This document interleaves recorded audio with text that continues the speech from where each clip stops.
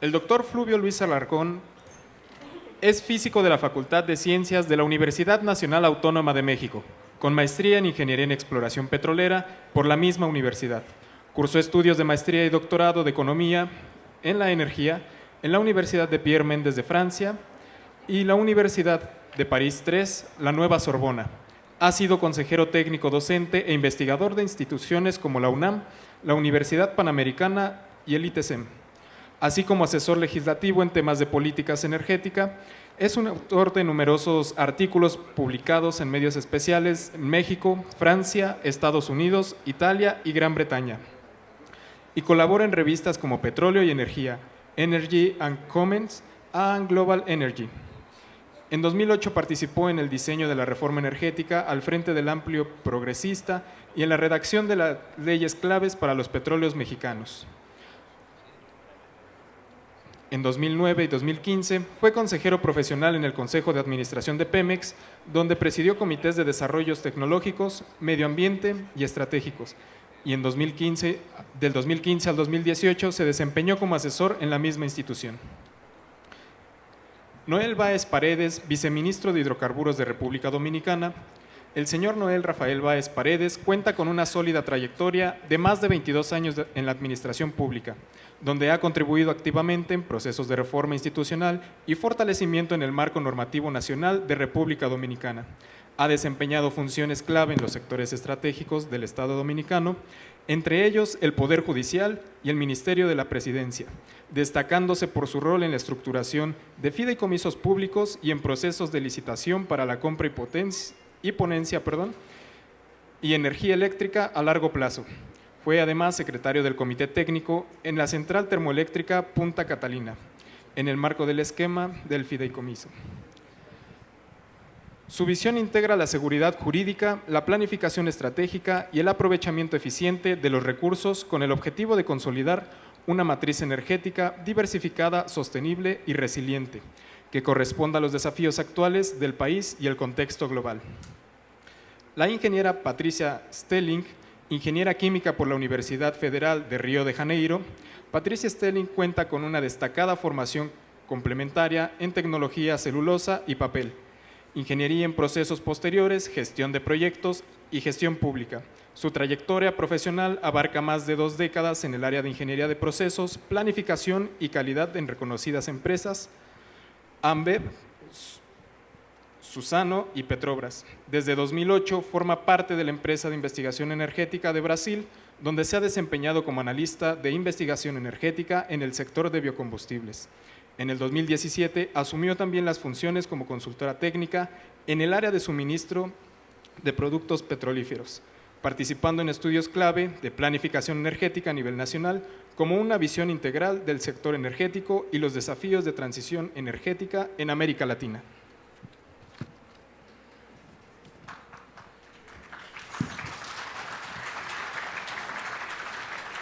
Muy bien, pues tenemos aquí presencialmente en este foro, en este panel número 5 sobre políticas públicas en el sector energético, al doctor Fluvio Ruiz Alarcón, bienvenido, y al viceministro Noel Báez de Hidrocarburos de la República Dominicana, bienvenido.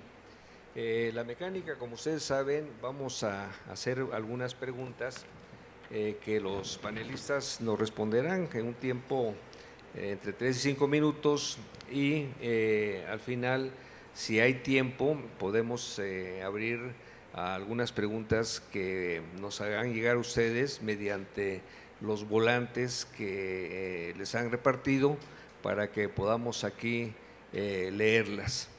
En ese orden de ideas, al panelista, al doctor Fluvio Ruiz, tenemos esta pregunta.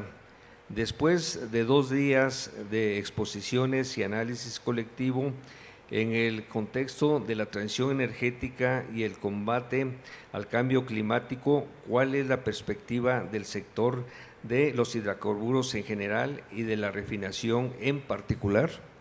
Sí, bien, pues buenas tardes, como siempre. Muchas gracias a mi querido amigo Julio Rentería y a todos los organizadores, y siempre un gusto ver tanto rostro conocido de amigos, un honor estar con el viceministro en esta mesa. Me parece que ha quedado claro en estos 2 días, varios expositores han tocado el punto de que la transición energética no consiste en un desplazamiento de una serie de fuentes de energía, como son las que representan los hidrocarburos, sino en un proceso en el cual se irán especializando las utilizaciones de cada una y seguirán siendo en buena medida complementarias durante décadas.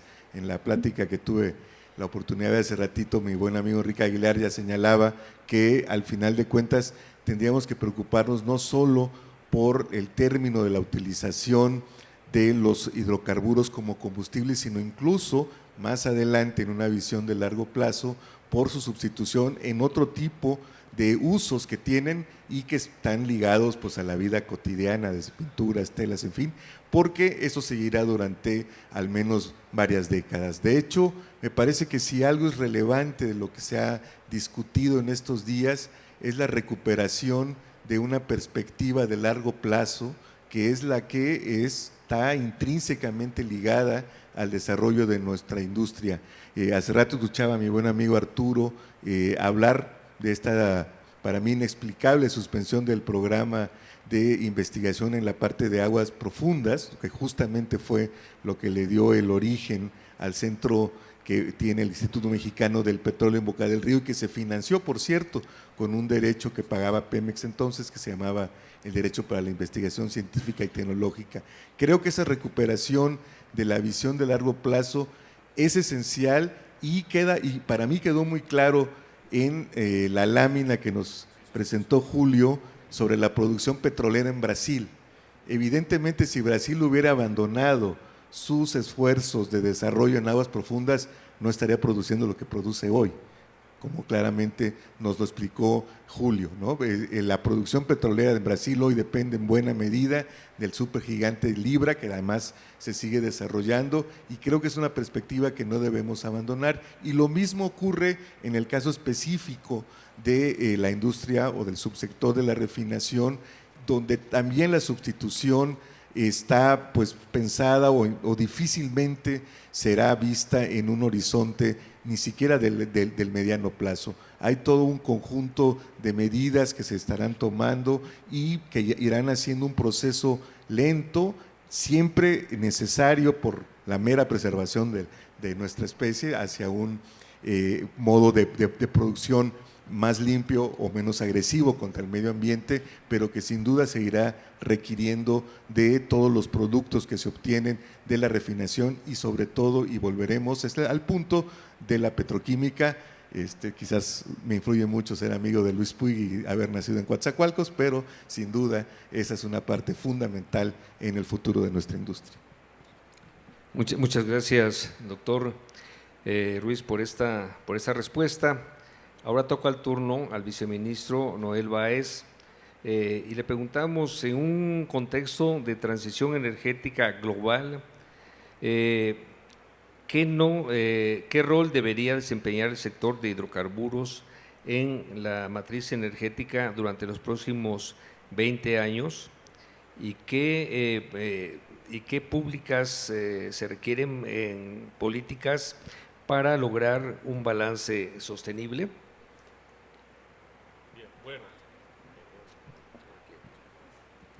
Bueno, muy buenas tardes. Antes que nada, pues agradecer lo que fue la invitación por parte de los organizadores del evento, felicitarlos de manera sincera. No es fácil compilar todo este nivel técnico en un solo lugar y de verdad que para nosotros como país, pues más que agradecidos de ser parte de este panel. Respecto pues a la pregunta, la República Dominicana en la actualidad tiene un rol primario en cuanto a lo que es ese proceso de transición. Y eso no es solamente República Dominicana, eso es una pregunta transversal que aplica a todas las regiones. ¿Cuál va a ser el rol de ese componente hidrocarburífero de cara a esa matriz de generación? Y en ese punto sí quiero hacer énfasis a un aspecto primario, y es que el componente hidrocarburífero es un componente de mera transición, no así de desplazamiento. Siempre hemos, y soy totalmente un abanderado del aspecto de la transición energética, de la energía limpia, pero es un aspecto progresivo. Estamos en una etapa en la cual, si bien es cierto, tenemos que impulsar nuestra matriz energética, los hidrocarburos juegan un rol primario, no como competencia, sino más bien como mecanismo de financiamiento para poder lograr una matriz energética estable, pero sobre todo limpia. Y nosotros no estamos ajenos, como República Dominicana, a ese aspecto. ¿Y por qué hago la acotación? Desde el gobierno de la República Dominicana hemos inmiscuido diversas actividades para poder concretizar lo que es específicamente el impacto que genera el sector hidrocarburífero. Y actualmente nosotros, bueno, en el panel de la mañana, la colega Betty Soto, la viceministra de Transición Energética, fue bastante clara en el aspecto focal de lo que es el sector hidrocarburo, pero específicamente esa matriz energética renovable, y no repetir historias que han ocurrido en otras regiones de cara a esa vulnerabilidad que pudiera presentar, porque los hidrocarburos generan una frase célebre que es estabilidad. Entonces, claro está, es una estabilidad que tiene que ser progresiva, acompañado obviamente de un complemento estratégico, pero sobre todo 3 pilares: estabilidad, obviamente flexibilidad y sobre todo un proveedor nato de materia prima, que tiene como base el desarrollo económico y la atracción de inversión extranjera, que en nuestra región es bastante necesaria. Nosotros tenemos en la actualidad un marco normativo muy nacionalista, que si bien es cierto, estamos impulsando y dando pasos para variar ese aspecto. Queremos no repetir experiencias de otros países que nos llevan años luz en materia de exploración y explotación de hidrocarburos. Y justamente ese enfoque de esos 20 años en transición, que va a resultar prioritario en cuanto al rol del componente, va a ser un aliado estratégico de lo que es la transición de la matriz energética. O sea, no vamos a visualizar a corto plazo una transición directa si no equiparamos ese componente de hidrocarburos como un aliado estratégico para materializar la transición. Por ende, el componente hidrocarburífero a corto y a largo plazo va a ser un agente de estabilidad y sobre todo de impulso a una transición limpia. Gracias. Muchas gracias, viceministro. Damos la bienvenida a la ingeniera Patricia Sterling, quien se encuentra a distancia. Podemos ponerla en imagen. Bienvenida, ingeniera. Saludos hasta Brasil, su país de origen. Ella es consultora técnica del Centro de Pesquisas. ¿Nos escucha bien, ingeniera? Perfecto. Entonces, la pregunta que le tenemos es: ¿de qué forma se involucra la sociedad en las discusiones sobre políticas públicas en Brasil? Boa tarde a todos. Agradeço o convite que foi feito à pesquisa energética para participarmos desse fórum. Como já foi dito anteriormente, né, saudando os participantes desse painel comigo, o Brasil, ele, da mesma forma que nos outros países da América Latina, ele tem uma potencialidade muito grande e nós não entendemos que o futuro da matriz energética brasileira seja sem hidrocarbonetos. Nesse sentido, e considerando todas as potencialidades que temos, a matriz energética brasileira ela é diversificada, o que significa que o desenvolvimento e o planejamento energético brasileiro ele deve se dar considerando todos os setores, tanto o setor de hidrocarbonetos como demais setores, setor agrícola, o setor de outras energias, eólica, solar, a parte de biocombustíveis, e nesse sentido precisa existir uma governança bastante clara dentro do Estado brasileiro para que possa se ter esse planejamento. E o que tem sido feito em termos de participação da sociedade é trazer os agentes, trazer todas as partes interessadas desses diversos setores para discutirmos a construção das políticas públicas. Seja através de participação social, né, em grupos de trabalho, seja através de consultas públicas, né, que são a apresentação de documentos para discussão, para crítica da sociedade brasileira, seja em fóruns mais restritos, em que os diversos setores eles são convidados a trazerem os seus posicionamentos, trazerem as suas demandas, trazerem as suas opiniões, para que o Estado brasileiro possa, considerando, né, todos essas partes interessadas, construir as políticas energéticas. Então, isso tem Patrícia. acontecido ao longo... Oi? Oi, desculpa, eu estou aqui para traduzir o que você está falando. Sí. Como está largo. Agradecemos al ingeniero la traducción que nos va a hacer de portugués al español. Por eso le pedimos a la ingeniera Sterling una pausa para que nos pueda traducir el segmento que usted nos acaba de compartir. Por favor. Bueno, la primera parte fue bien larga, entonces voy a hacer un resumen. Bueno, el grupo EPE, ¿no?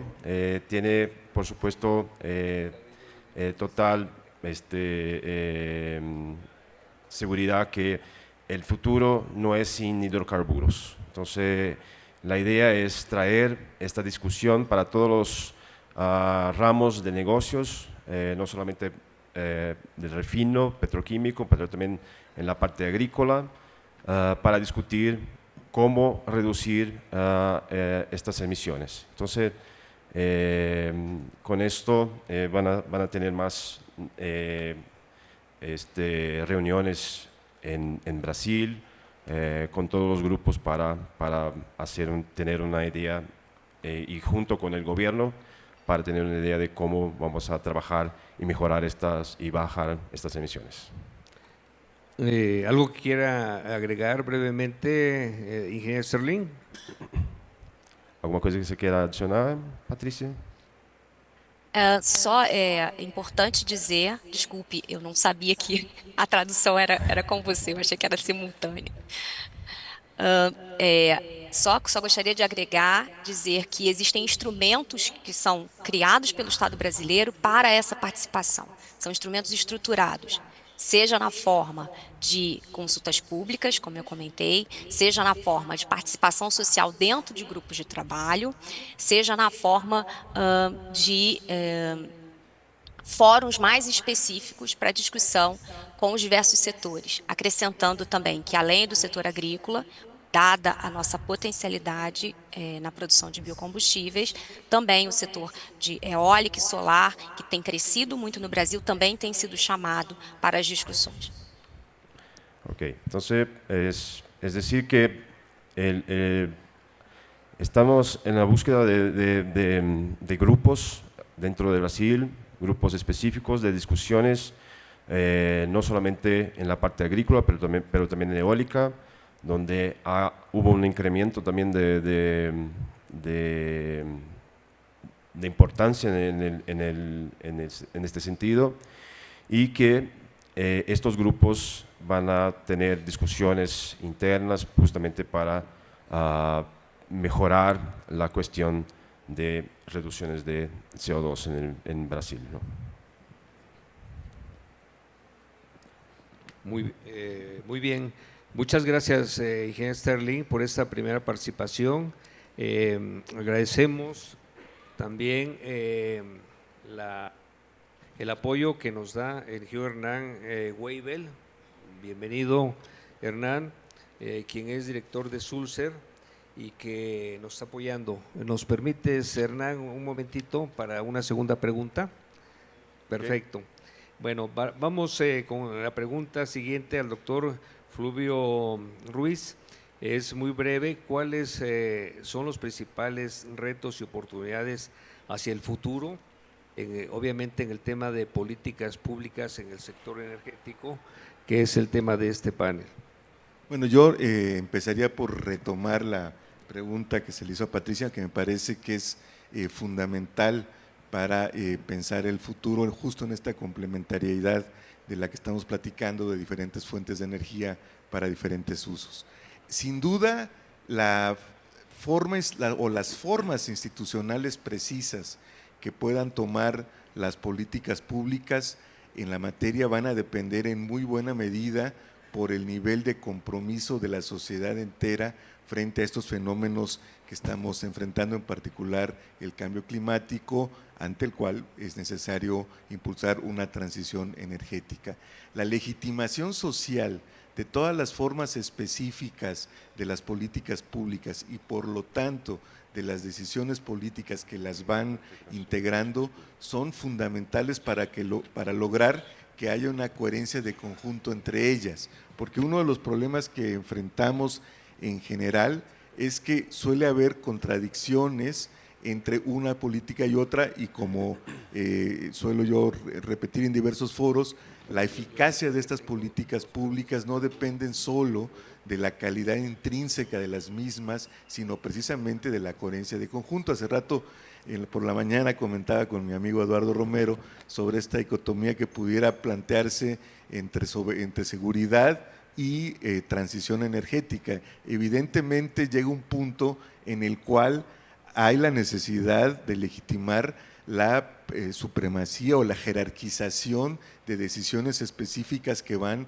en uno u otro sentido, y es un poco lo que comentaba el viceministro, ¿no? En nuestras sociedades, en función de la madurez, en función del sendero institucional del sector hidrocarburos en cada país, se toman en uno u en otro sentido. Creo que al respecto podríamos ejemplificar con la decisión que se tomó en su momento, hace varios años, de apostarle al gas natural como el combustible de transición. Puede tener toda la racionalidad del mundo desde una perspectiva energética, pero al haber dejado de lado ya para entonces, porque eso se tomó hace unos 15, 20 años, evidente declinación en nuestra producción, se abrió un flanco que hoy nos ha llevado al terreno no solo de la dependencia, sino de una franca vulnerabilidad frente a las importaciones que hacemos, además desde Estados Unidos, porque ni siquiera hay una diversificación de las importaciones, y ahí en ese punto específico creo que valdría la pena retomar una idea que deslizó alguno de los colegas que expuso ayer sobre una mayor colaboración de nuestros países en todo el ámbito de los hidrocarburos. Creo que podemos complementarnos muy bien y podemos aprovechar que las principales empresas energéticas de la región son empresas públicas, con lo cual la coordinación entre los distintos gobiernos, entre las jefaturas de los estados de nuestros países, pueden ayudar a que se construya un entramado de ley, de empresas, de políticas que vayan dependiendo o que vayan reduciendo las dependencias que tenemos y evitar fenómenos como el que vivimos nosotros, de lo que yo he denominado una integración subordinada en América del Norte en materia energética. Entonces creo que ese es el gran reto, el enorme, evidentemente. A partir de ese se desprenden una serie de retos específicos en cada una de las áreas de las que quisiera yo tocar ya en mi última intervención. Muchas gracias, viceministro. Ya tiene.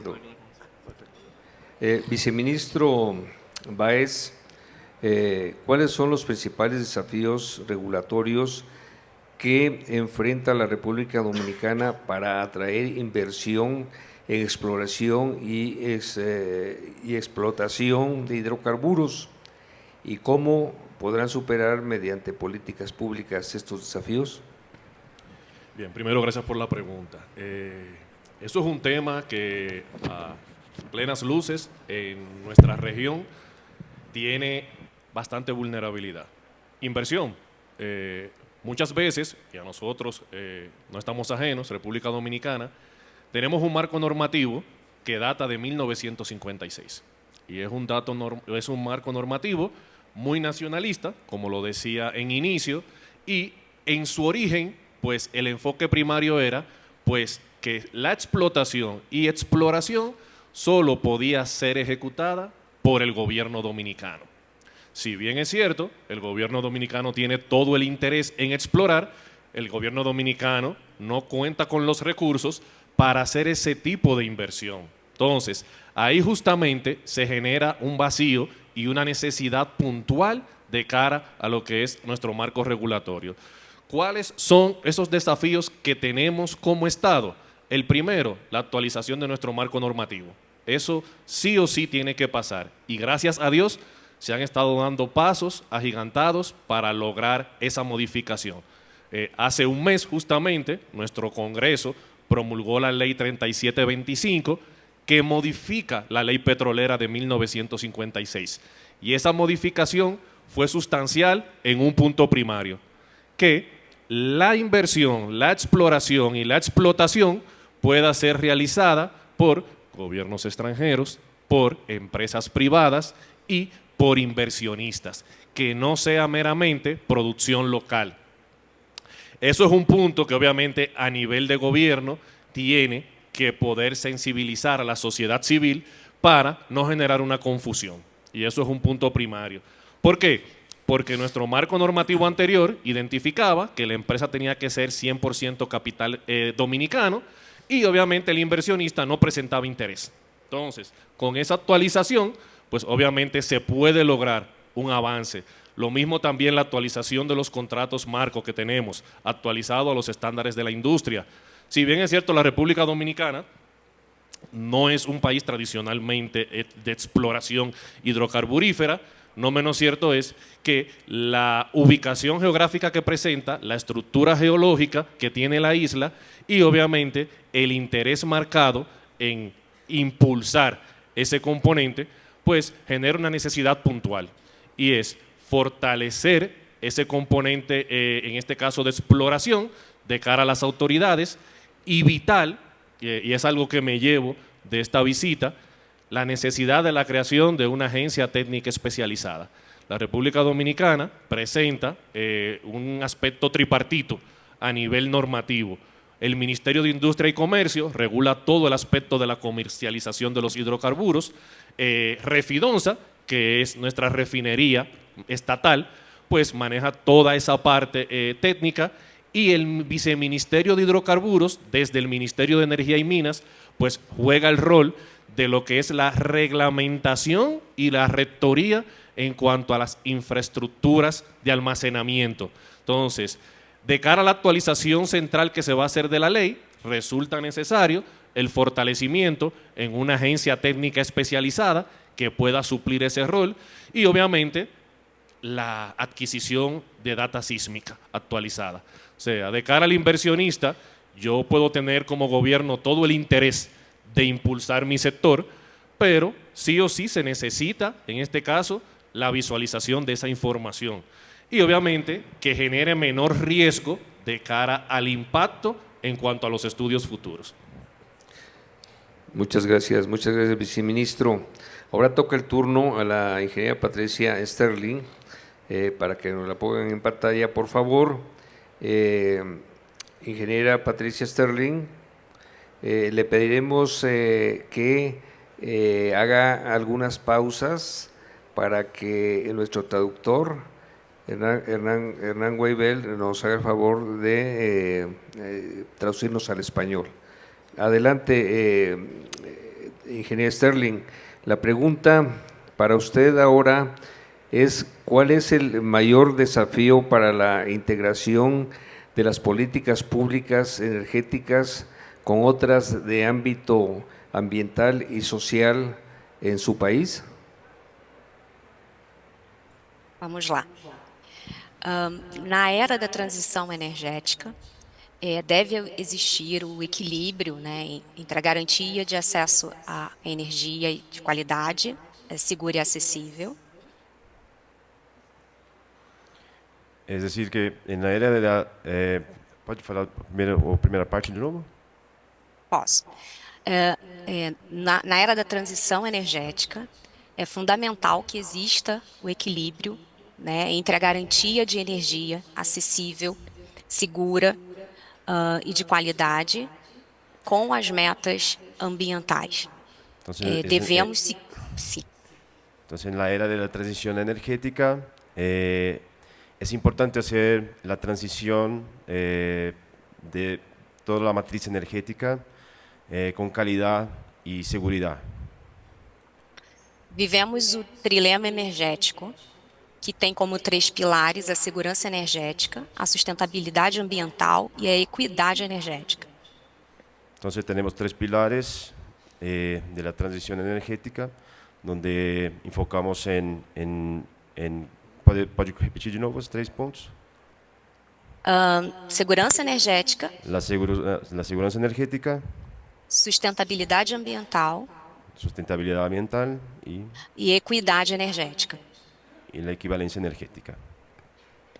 E, nesse sentido, as políticas públicas, tanto energéticas quanto ambientais e sociais, elas devem estar integradas e, de alguma forma, manterem uma coerência entre elas. Entonces, las políticas energéticas tienen que estar integradas y tener una coexistencia y entre ellas para poder lograr, ¿no?, el tema. O grande desafio é que cada desses pilares, eles têm ambições, às vezes, diversas.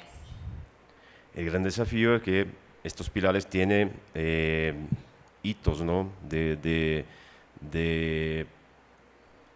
desafíos, ¿no?, en la parte energética. E a convergência do interesse nacional com os interesses de cada desses pilares é o trabalho que o Estado brasileiro tem que fazer junto com a sociedade. Y esta convergencia es un trabajo que tiene que ser hecho entre la comunidad y el gobierno para lograr el suceso. Muy bien.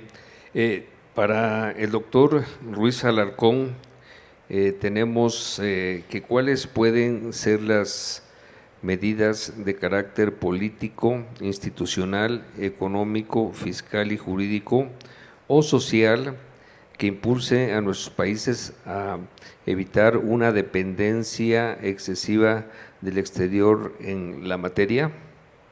Sí, de entrada y un poco pensando en lo que decía el viceministro, me parece que en efecto en general en nuestros países, en México se ha hecho en los últimos años y se ha ajustado fundamentalmente en hace falta tener este diseño institucional y este marco jurídico que al final del día propicie un conjunto de políticas públicas que estén también en sintonía con el mismo. Y dentro de las políticas públicas, y sé que esto suele no ser muy simpático, pero me parece que en el caso específico de nuestro país, uno de los retos es definir cómo vamos a financiar todos los diferentes aspectos que están asociados con la transición energética en esta idea que platicábamos ya de que hay una convivencia de diferentes fuentes energéticas, ¿no? En particular,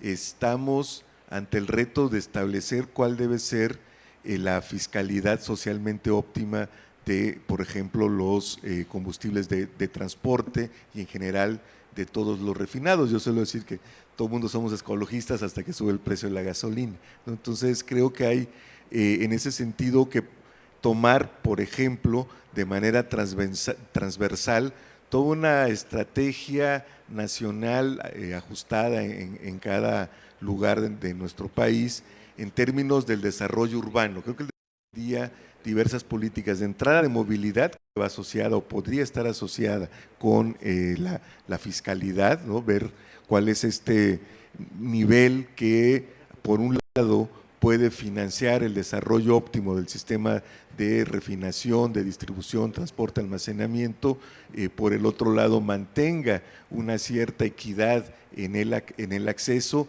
y que también al tiempo mitigue los impactos ambientales y propicie además una adecuada movilidad social, ¿no? En nuestro país, yo estoy convencido, lo he escrito en muchos lados, me parece que se ha abusado del subsidio fiscal en materia de consumo de combustibles. Literalmente se queman en el aire cantidades que podrían utilizarse en muchos otros terrenos. Yo simplemente recordemos, en 2022 los subsidios fiscales al consumo de gasolinas llegaron a 400,000 millones de pesos.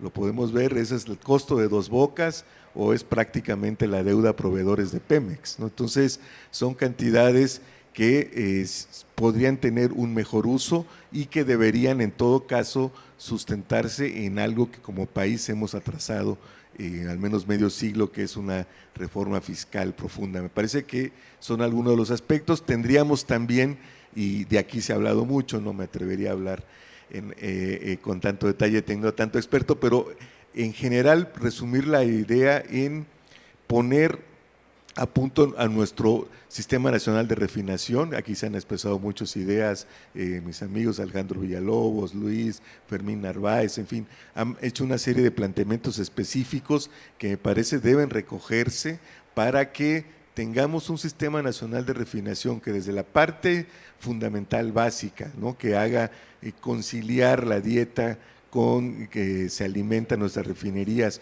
con el diseño de las mismas, ya sea o ajustando el diseño o haciéndolo trabajar de manera óptima o ajustando como tal la dieta con una serie de mezclas, como bien nos explicaba Julio, incluso en un país que hoy se ha convertido en ampliamente superavitario como es Brasil, aún así hay la necesidad a veces de importar, o en el caso nuestro, donde ya se hicieron inversiones fuertes para ajustar nuestro sistema de refinación a la disponibilidad de crudos, pues propiciar o buscar todos los elementos técnicos que hagan que esta conjunción sea la adecuada, ¿no? Y sin duda tenemos que revisar cuál es el papel de la investigación y el desarrollo tecnológico que se inscribe en lo que yo decía al inicio de esta visión de largo plazo tan necesaria para que podamos seguir adelante y para que el sector sea fundamental, no solo para el desarrollo del país de manera general, sino como un elemento central de una activa política industrial que ha estado siempre en la base del desarrollo de cualquier país. Viceministro Noel Báez, ¿qué rol juega la incorporación de tecnologías emergentes como es la sísmica 3D y la inteligencia artificial en la optimización de las operaciones de exploración y producción de hidrocarburos en la región? Bien, obviamente las tecnologías emergentes facilitan todo un mercado a nivel de lo que es la investigación. ¿Qué ocurre? Ese mecanismo que otras regiones, en este caso justamente México, pues en comparación con nosotros, pues nos llevan años luz. Nosotros en República Dominicana, haciendo uso de la sísmica 3D, de igual forma de la inteligencia artificial, pues hemos logrado pues eficientizar nuestra línea de producción en lo relativo, obviamente, a la interpretación de la data. Claro está, nosotros no tenemos cuencas maduras, tenemos una diversidad de cuencas que están en una etapa primaria a nivel de exploración.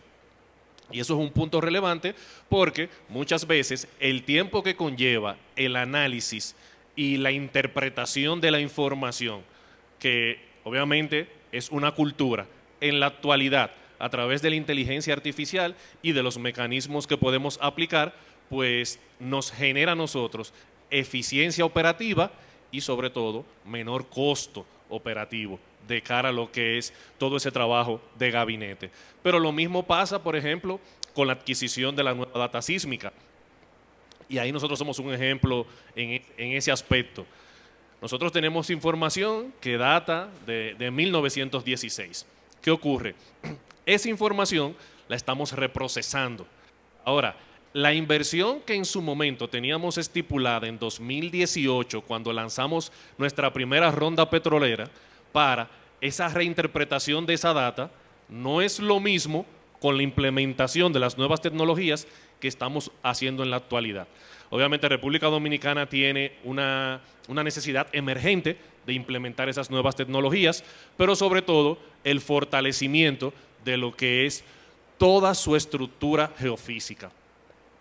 Y de un punto primario, específicamente el aspecto de esa interpretación de esa data. Nosotros tenemos aproximadamente 21.500 kilómetros de data sísmica ya cubierta. Quisiéramos tener todo el territorio nacional, pero como decimos de manera coloquial y en buen dominicano, es costoso. Entonces, obviamente el Estado, a los fines de ir fortaleciendo ese aspecto, pues lo que hace es que, según los presupuestos anuales, se hacen incorporaciones presupuestarias para ir adquiriendo. En la actualidad tenemos un proceso competitivo a los fines de nosotros en nuestras cuencas sedimentarias y obviamente mar afuera, generar nuevas adquisiciones para nuestra posible ronda petrolera futura, tener una información de primera mano y sobre todo que sea atractiva y llamativa para los inversionistas. O sea, en la actualidad las tecnologías emergentes en materia de exploración y producción son punta de lanza.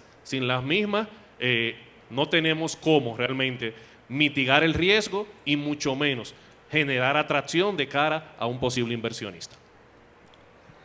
Ahora, para la ingeniera Sterling, siendo una industria madura, ¿aún hay un papel relevante para la investigación científica y la innovación tecnológica?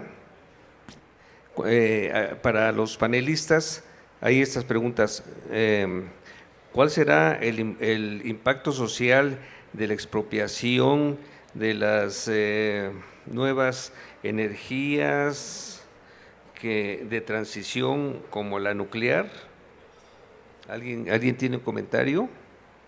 Bueno, yo no lo de expropiación no entiendo bien, pero evidentemente en el caso mexicano me parece que vamos incluso tarde en el debate sobre entre otros de la energía nuclear. Creo que si algo también ha quedado claro en estos días es la necesidad de que nuestro país relance su programa nuclear. Tenemos 2 reactores que han funcionado bien a lo largo de varias décadas en Laguna Verde.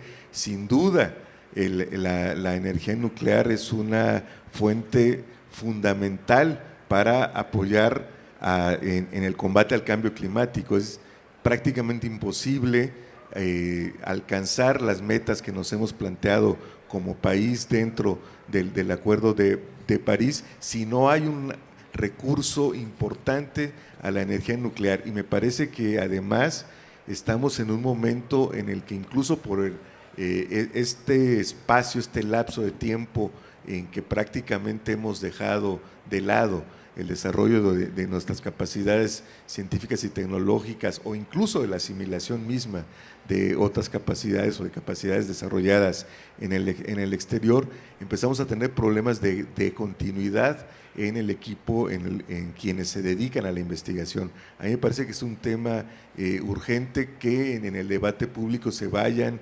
eliminando toda esta serie de mitos, de prejuicios, de ideas preconcebidas, a mi juicio, en la mayor parte erróneas. El gran problema de la energía nuclear eran sin duda los desechos nucleares, pero hay una gran cantidad de soluciones.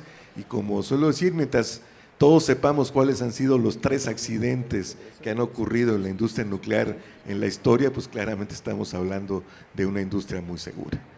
Viceministro. Sí, bueno, de la mano con la intervención de Fulvio en ese aspecto, y este es un foro con un tema claro, políticas públicas. Entonces, ¿qué ocurre? La región obviamente tiene que actualizar su política pública y desmitificar lo que es el impacto de la energía nuclear. Lamentablemente, y hablo en caso de mi país, con todo conocimiento de causa, en República Dominicana nosotros a la fecha no tenemos un marco normativo que regule la energía nuclear. Eso lo estamos trabajando, se sometió en el Congreso, está actualmente en la Cámara de Diputados y esperamos poder lograr realmente en esta legislatura una aprobación a los fines de nosotros, más allá del interés en esa transición de una energía nuclear, tener un marco normativo que nos permita a nosotros, obviamente, implementar ese tipo de energía nuclear.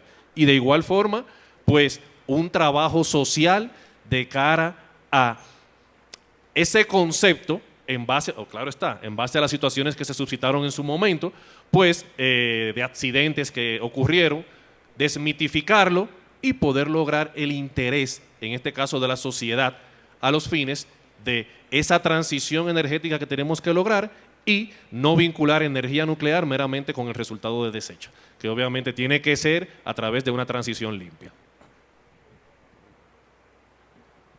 Correctísimo.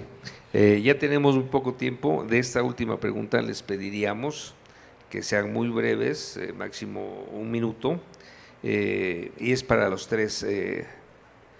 Ingeniero Sterling, ¿ya nos escucha bien? Escuto, vocês me ouvem? Perfecto. Entonces, Ahora permítame sí. hacer la pregunta y nos dan una respuesta de 1 minuto máximo. ¿Cuáles son las expectativas con respecto a la transición energética en Latinoamérica con miras a la COP30 en Brasil y cuál su opinión sobre lo que se debe lograr en esa COP? Adelante, por favor. As expectativas são positivas.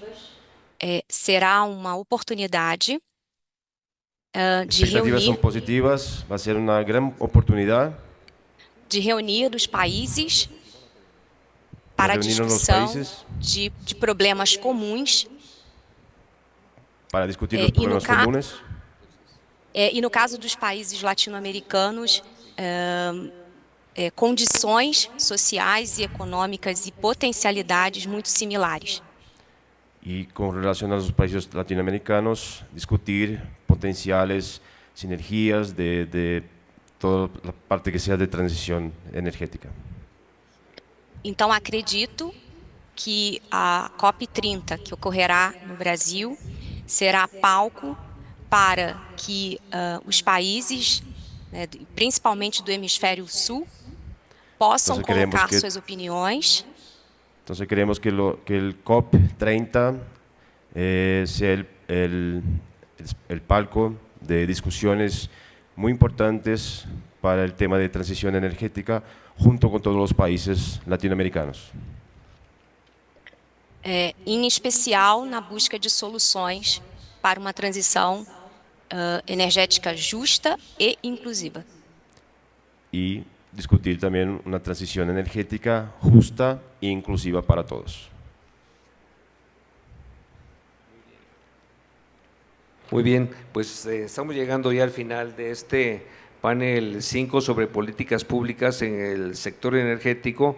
Les pediremos a cada uno de ustedes medio minuto de un último, digamos, pensamiento, una última aportación sobre este panel. Por favor, doctor Fluvio. Sí, bueno, yo he hablado sobre el largo plazo, pero mi comentario final está inspirado un poco en la coyuntura actual. Creo que es fundamental en estos momentos de ajuste institucional en el sector de hidrocarburos de México que quede muy claro el papel de los diferentes actores, ¿no? De un lado, la facultad que hay desde la Secretaría de Energía, de la planeación, de la definición de estrategias, pero respetando, me parece, la gran aspiración que muchos hemos tenido de tener un operador, Petróleos Mexicanos, con plena autonomía de gestión y presupuestal que le permita desde el conocimiento y desde la capacidad y desde la operación misma alcanzar esos objetivos que se le tracen y no caer en esta paradoja de los dueños de equipos que quieren poner alineaciones, decidir los cambios y las estrategias de juego en cada partido. Creo que ese es un gran reto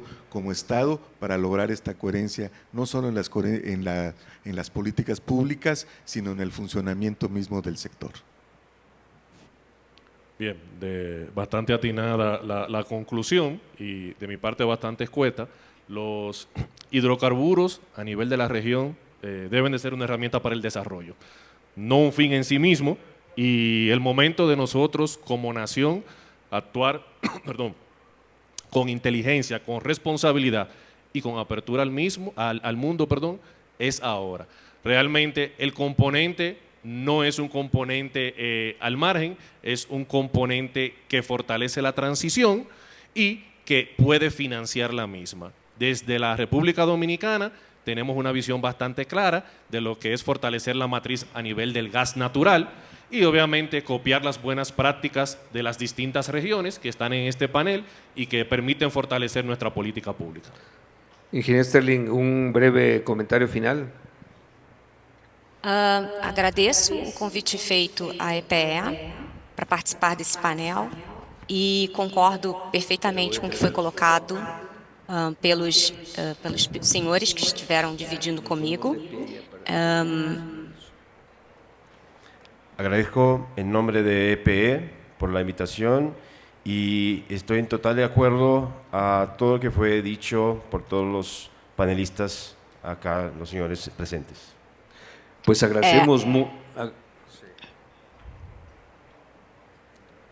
agradecemos mucho a los tres panelistas su brillante participación en este foro sobre políticas públicas en la transición energética y le damos, se le otorga el presente reconocimiento al viceministro Noel Báez Paredes por su valiosa participación como panelista en este foro latinoamericano de refinación petroquímica y energías de la transición.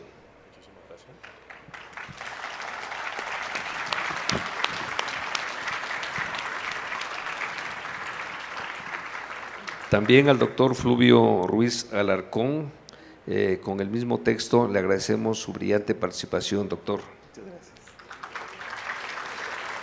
A la ingeniera Sterling le haremos llegar su reconocimiento a su país y un fuerte abrazo a todos los hermanos brasileños por allá.